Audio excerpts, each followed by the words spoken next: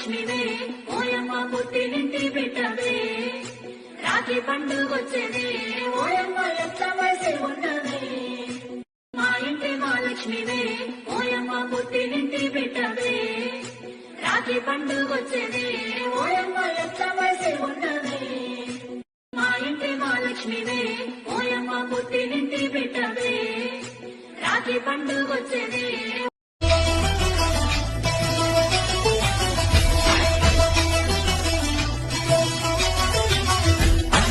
అన్నావంటే